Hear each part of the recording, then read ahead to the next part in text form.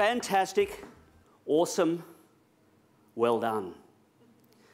They were 4 words that were spoken to me about 5 or 6 years ago when I was going through a period of my life where things just weren't quite right. My relationship was in turmoil. My work was not where I wanted it to be.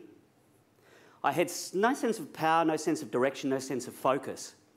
So I took to running because I found that running gave me a time to think. It gave me a time to get my thoughts together. So each day I'd do 2 kilometres, 3 kilometres, 4 kilometres and more. And sometimes I felt it was in vain, but at other times it gave me a lot of time to think. And I found myself somewhat addicted to the idea of getting out onto the track. How many people are runners here? And I'm sure you can understand what that means. It really provides that opportunity to get your own space and time. And I was at a stage where I actually needed to challenge myself in terms of my running.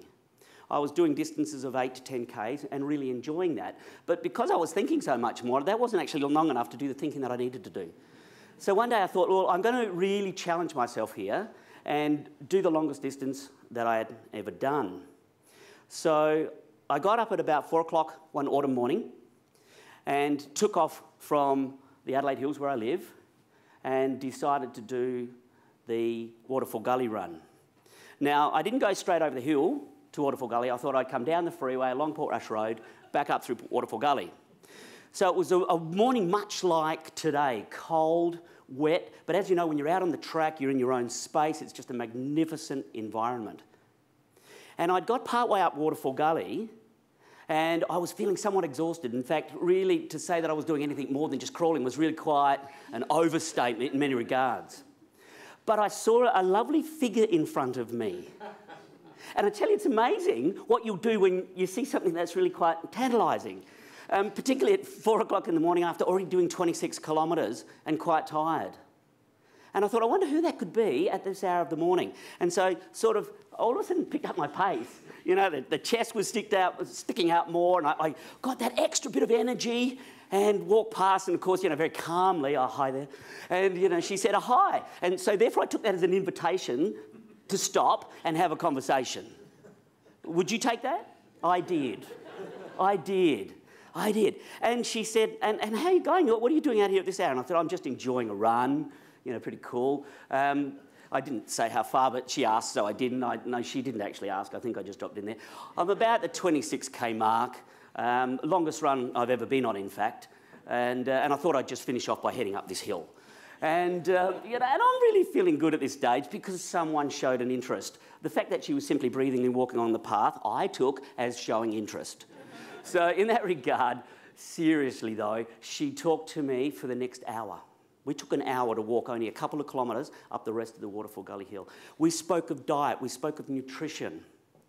We spoke primarily of my experiences. For what reason? It's because she paid attention to me.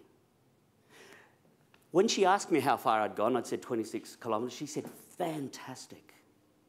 And I said, yeah, it's my longest run ever, and I'm just really enjoying it. She said, awesome.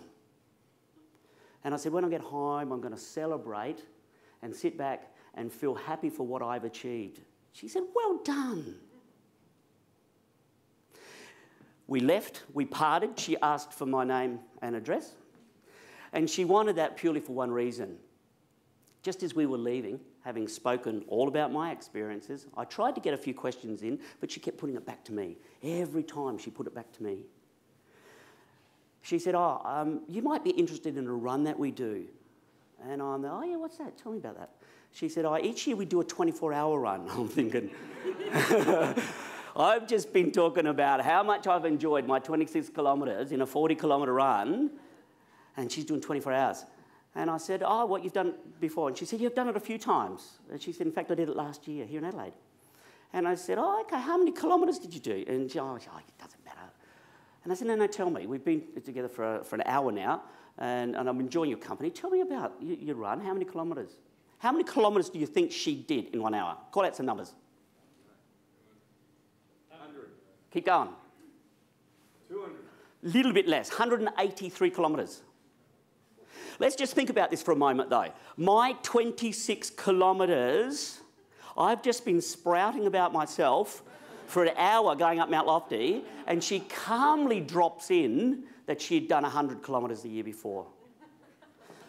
What was that saying about her? What was it saying about the words that she used? Those words transformed my life.